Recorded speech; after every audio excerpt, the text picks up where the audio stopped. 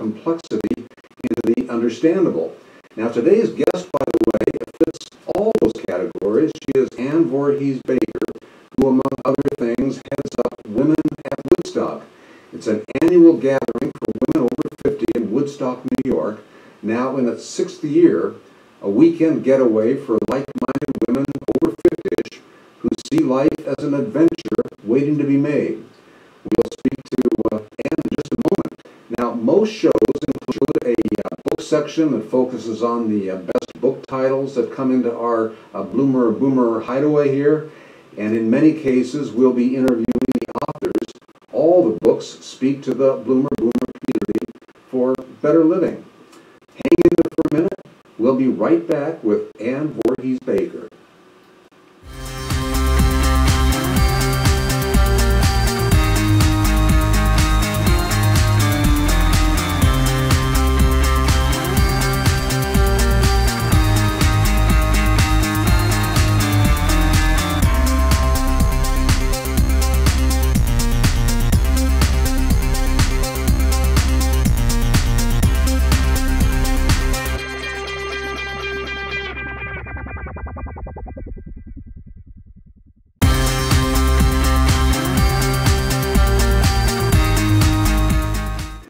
So we are back with Ann Voorhees Baker. She's a person of many things and experiences, the most high-profile of which is the Women at Woodstock annual gathering in October in Woodstock, New York, that she started in 2012. She's also a writer, a website designer, mother, wife living in, well, I'm not sure where she's living right now, but I know she's kind of a bi-coastal person. Ann, welcome. It's great to have you here. Well, thank you so much for having me. So, you know, I come from the Woodstock era, and, you know, there's nothing more of a momentous occasion for those of us who are baby boomers. That kind of was part of the many things that we identified with. So I imagine that people tell you that a lot, don't they? They do. It really is something that's in our DNA, I think, after that incredible weekend when it happened. And it really kind of defines our generation, I think, or at least exemplifies how we think about life. And that's why I came up with the name for the gathering. I thought, what better place to gather than in the Northeast, and what better place in the Northeast than Woodstock to be the place where we come back together once a year and kind of get back to who we were, you know, before we live this whole full life that we've lived up to this point. Well, yes, indeed, and you have a common interest, and not only you identify with that period, and the others in your group, I assume they do, that you also have a writing interest. That kind of coalesces together, it sounds like, to make quite a fertile environment. It does, and yes, we started out as one event that might contain a writing workshop during the course of the weekend, and over time that interest in writing and the talented women who come to us and participate who are or want to be writers has grown so strong that now we have two different events, one of which is our workshop weekend and one of which is our writers retreat weekend. So yeah, that's a strong component of our group. Yeah. Well, tell me, how did this come up? How did you think of all this? So give us kind of a backstory, if you will. Yeah, well, I guess I'll say it was a kind of a traumatic experience that brought this about. I am a businesswoman, and I have been doing my web design and social media marketing and consulting and so on, writing for clients for a number of years. And I'd say, 6 years ago, I went to a conference for women business entrepreneurs.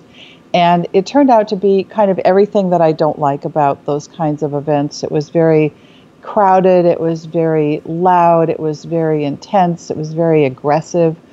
And mostly I'd say the women there were probably in their early to mid 30s, maybe a few in their early 40s.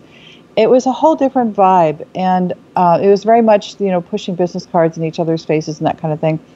And I thought, I'm never going to go to an event like that again. And yet I would like to get together with women who are interested at my stage in life in their entrepreneurship and in their life choices and life balance and all of those kinds of things. Every time I talked about it with other women my age, they said, "Oh God, you've got to do this. Maybe we should call it the yoga pants retreat, or no heels allowed, or whatever." And basically, on a whim, I decided I am just going to go ahead and do it. The response is so strong, and my desire for that kind of gathering is so strong that I just went forward and put together the first event, and it's gone on from there. It sounds like really a growth experience for everyone. And tell me, there must be more to it. The writing is so important, and everybody wants to improve upon that. But something tells me there's something else, maybe even more meaningful, of you all getting together and working on similar challenges. Tell me how that all works in together. Yeah, it's when we have our first weekend, the workshop weekend. It's women with all kinds of interests who come together with different kind of needs or goals in life, and we have workshops on a variety of topics. There's, for example, this year I'm teaching a workshop called "The Best Thing Since Sliced Bread: Tech That You Never Knew About or Knew You Needed," and I'll be talking about different apps for your smartphone that are really cool, that save money or save time, and different programs or little tools on your laptop that you might not know about. So that's one. Another is a workshop called Practical Spirituality, taught by a wonderful woman named Selena Maitreya, who's actually a photographer by historical career, but in the last 10 years or so, she's become a spiritual advisor for many clients and has a wonderful outlook on life and is teaching a workshop on that. We have another author coming who's written a book called Barefoot Frontrunners, basically about the history of feminism and women's power and where it stands today and where we might be expressing our power going forward. That's taught by Peggy Reskin, the author of that book. And the last one is a workshop on Myers-Briggs, the personality profile. I don't know if you're familiar with that.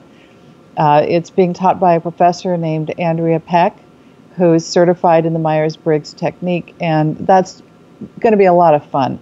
Eye-opening, enlightening, but a lot of fun. So it runs the gamut.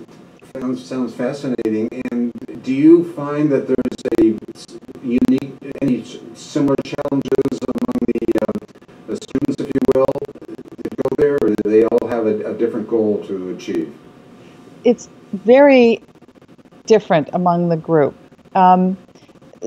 We've had, for example, a woman came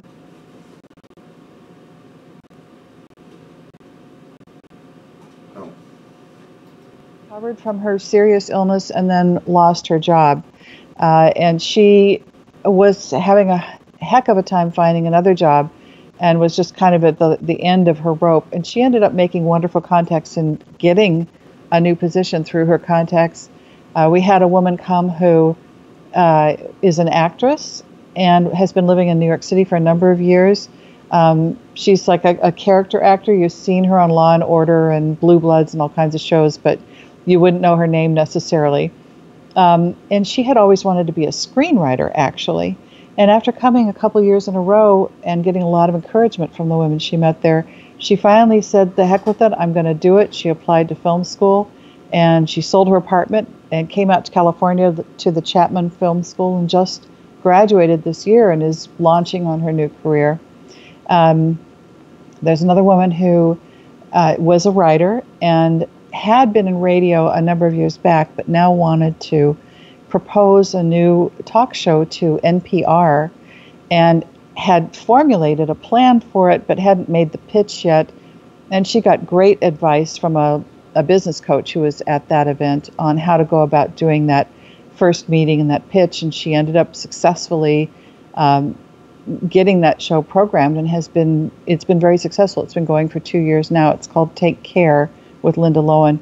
And those kinds of stories go on. So you can see women come with all kinds of different things on their plate, but they seem to find help and encouragement, whatever that thing may be. It's neat. And are folks, or the ladies from all cross sections and ages? How would you, what's your typical student?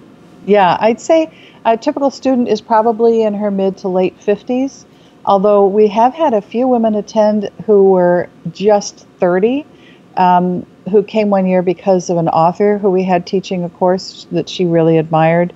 We always have a couple in their 40s, and we have a few in their 70s. Last year we had a woman there who was 87 years old. So mostly, mid 50s to mid 60s, I'd say, is the bulk of the people who come. But we don't discriminate. We don't card at the door. So if you're younger, you're still welcome to come. If you're interested in what we're doing, absolutely. Sounds fantastic. How would folks get hold of you, find out more about it? Well, it's very simple. The website is womenatwoodstock.com. Don't confuse it with Women of Woodstock. It's Women at Woodstock.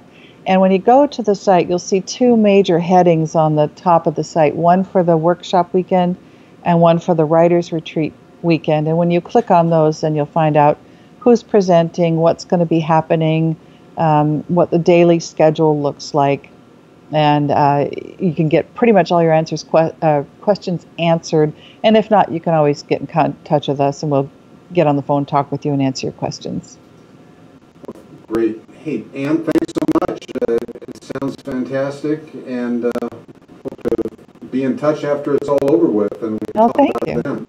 That'd be great. Thanks. Thanks a lot.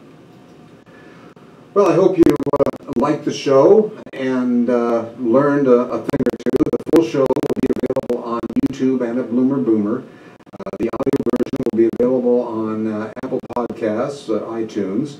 And we have other shows coming up with some amazing guests, so please like us on Facebook and visit us at bloomerboomer.com. Till next time, so long.